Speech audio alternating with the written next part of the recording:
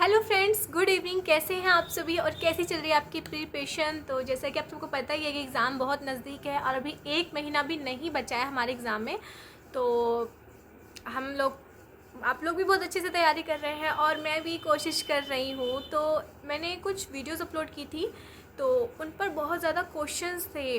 तो अगर मैंने यूट्यूब चैनल बनाया, उस पर कमेंट आते हैं, तो मेरा फ़र्ज़ बनता है कि मैं कमेंट का रिप्लाई करूं, क्योंकि फिर अच्छा नहीं लगता। फिर ऐसा लगता है कि जैसे पता नहीं कितना एटीट्यूड है, या फिर मुझे खुद को अच्छा नहीं लगता, कोई कुछ भी समझे।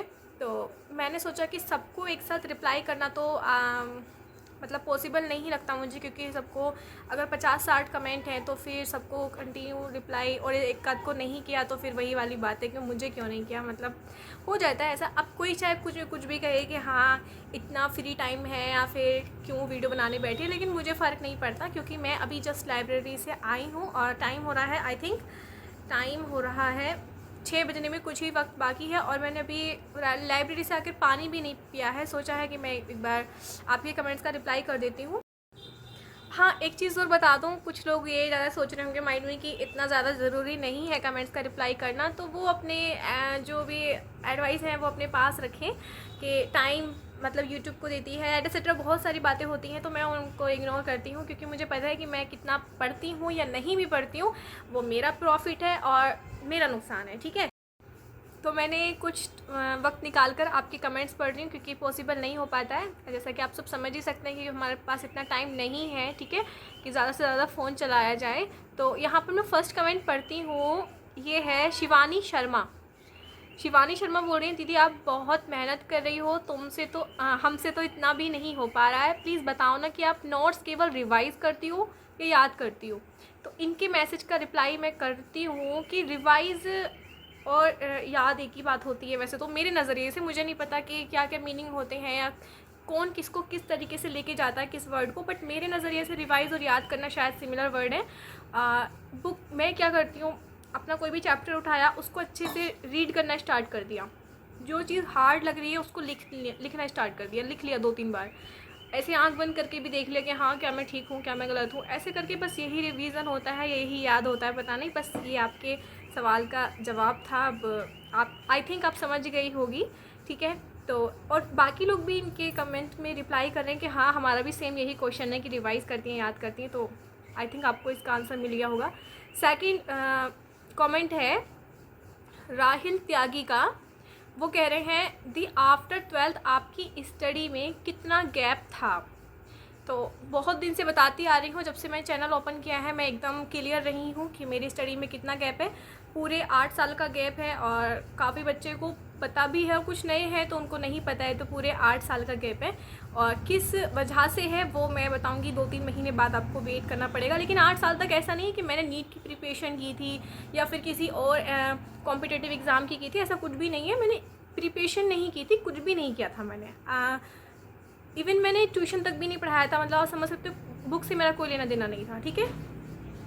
नेक्स्ट है खुशी सिंह बोल रही हैं, मेरा नीट का स्कोर अच्छा नहीं आ रहा है, अब मैं बीएससी नर्सिंग की प्रिपरेशन कर रही हूँ, कैसे करूँ, कहाँ से लेक्चर करूँ। तो खुशी सिंह जी, आप शायद अगर एक्टिव हैं यूट्यूब पर तो आप विजय सर को फॉलो कर सकती हैं। मैं तो एक ही एडवाइस करूँगी, उनका क्रैश कोर्स आप ले सकती हैं। क्रैश कोर्स में डेली एक चैप्टर हर सब्जेक्ट का होता है, फिजिक्स, केमिस्ट्री, बायोलॉजी। फिर उसके साथ टेस्ट भी होते हैं, टॉपिक वाइज टेस्ट होते हैं, चैप्टर वाइज, तो आप वो ले सकती हैं। और इससे बेहतर मुझे नहीं लगता कि अभी के लिए फ़िलहाल कुछ है, क्योंकि मैं उनसे अटैच हूँ तो मुझे उन्हीं के बारे में ज़्यादा नॉलेज है। आप ले सकती हैं क्रैश कोर्स, ठीक है, और वो आपको 499 में मिल जाएगा। नेक्स्ट क्वेश्चन है हरिओम शेखर का सॉरी कमेंट है, क्या बिहार से स्टूडेंट यूपी वाला अप्लाई कर सकते हैं। तो इसका आंसर है कि जो बिहार हो या फिर कोई भी अदर स्टेट हो, वो स्टेट का फॉर्म, हमारे स्टेट का फॉर्म भर सकते हैं यूपी का, लेकिन वो गवर्नमेंट में एडमिशन नहीं ले सकते, उनको प्राइवेट कॉलेज ही मिलेगा, ठीक है। सोमिया स्टाइल पूछ रही हैं दी आपके कल की बूस्टर टेस्ट में कितने नंबर आए थे। आई थिंक ये 2-3 दिन पहला कमेंट है। और बूस्टर टेस्ट में मेरे 150 में से 88 मार्क्स आए थे, और जिसमें चैप्टर मेरे रिवाइज थे। लेकिन केमिस्ट्री और फिजिक्स में मैं कितना भी पढ़ लूँ, 2 बार पढ़ लूँ, 3 बार पढ़ लूँ, बट मेरे मतलब क्वेश्चन बनते ही नहीं है। तो 88 मार्क्स थे, कम समझो ज़्यादा, बट मुझे एवरेज लगे, ठीक लगे मुझे। नेक्स्ट कमेंट है अनामिका यादव, दी आप किस बैच से हैं? तो सारे बच्चे वैसे तो जानते हैं अनामिका जी कि मैं किस बैच से हूँ, लेकिन शायद आप नहीं आई हैं तो मैं बता देती हूँ। मैं अटल 3.0 बैच से हूँ, जो कि मैंने 8 जनवरी से स्टार्ट किया था, ठीक है। तो ये मेरा बैच है और बहुत सारे बच्चों का सवाल रहता है ये। नेक्स्ट कमेंट है नीलम गौतम, हाँ नीलम गौतम है।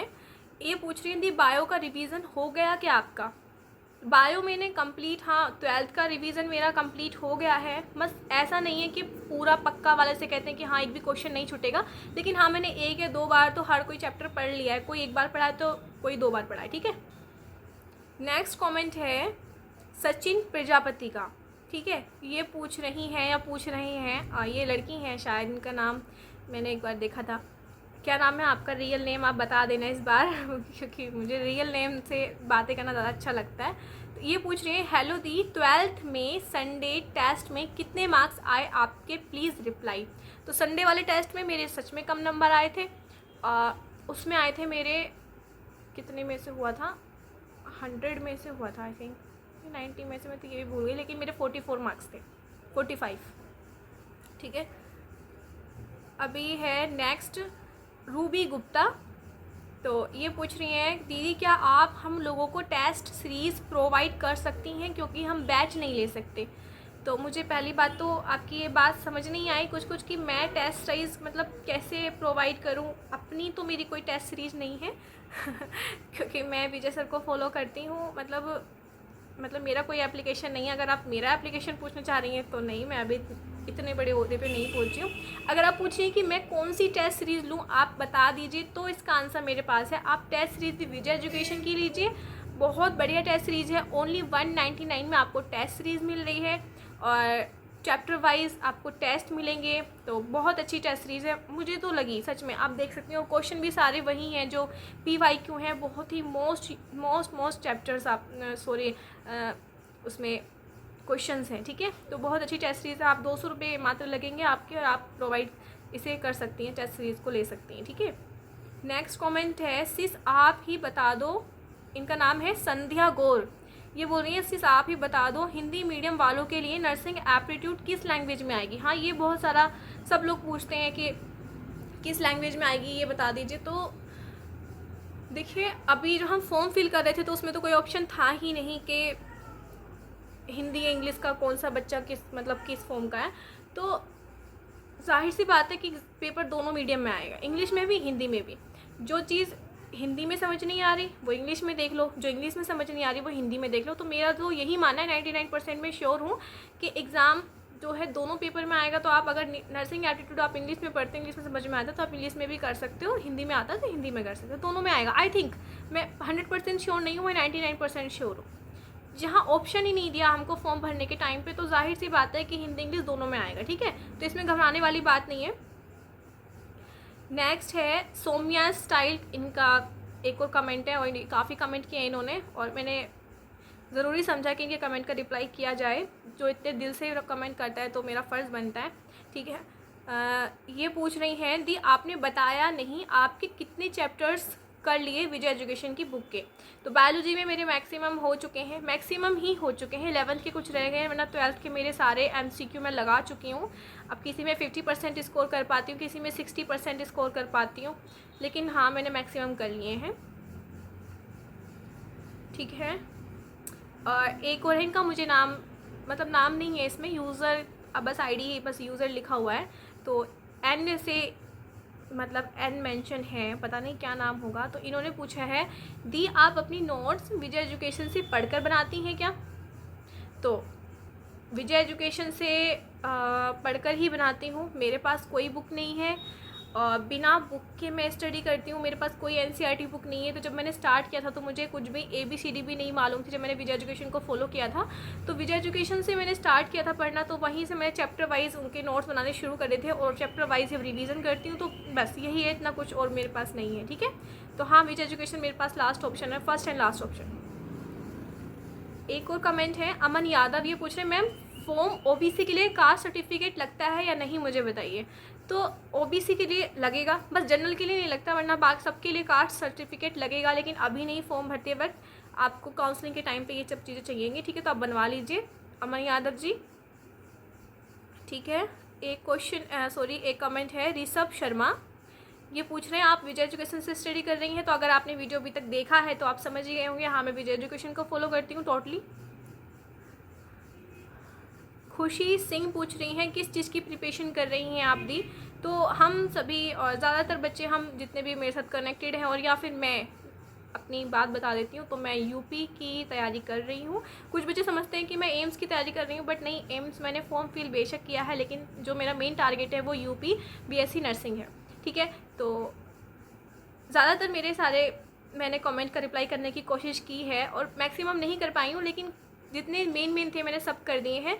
तो आप अगर आपको मतलब कोई और कुछ और पूछना हो तो पूछ सकते हैं, मैं टाइम निकाल के वीडियो बना लूँगी, ठीक है। मुझे वीडियो बनाने में ज़्यादा टाइम नहीं लगता है, मैं अपना पूरा टाइम यूट्यूब को नहीं देती हूँ, ये मैं बार बार बोलती हूँ। और वो मेरा हेडेक है कि मैं पढ़ूँ ना पढ़ूँ, वो मेरा हेडेक है, ठीक है, वो मेरे ऊपर छोड़ दीजिए।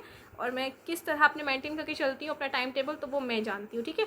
तो आप वीडियो को लाइक करते हुए ज़रूर जाइएगा, क्योंकि लाइक करोगे तो मुझे अच्छा लगेगा, और मेरी मेहनत मतलब मुझे लगेगा कि हाँ आप सभी खुश हैं मेरी वीडियो से। नहीं है तो कोई दिक्कत नहीं है, आप जा सकते हैं आराम से, ठीक है। टाटा बाय बाय, और अच्छे से पढ़ाई कीजिए, बहुत अच्छे मार्क्स लाइए, और देखते हैं क्या होता है। सिर्फ 28 दिन बाकी हैं, तो खूब अच्छे से प्रिपरेशन करिए, बिल्कुल जी जान से मेहनत करिए, इतनी सी भी कमी ना रह जाए, बाद में बिल्कुल पछतावा ना हो कि हमने ये क्यों नहीं पढ़ा, या फिर हम पढ़ लेते, हम शायद फ़ोन ना चलाते, हम पढ़ लेते, वो बाद में रिग्रेट ना करना पड़े। तो इसलिए अभी फोकस कर लो, उसके बाद सारी ज़िंदगी आप फ़ोन चलाना कुछ भी करना, ठीक है। तो ये था आज का video. Thank you so much for watching this. Bye bye, tata, see you.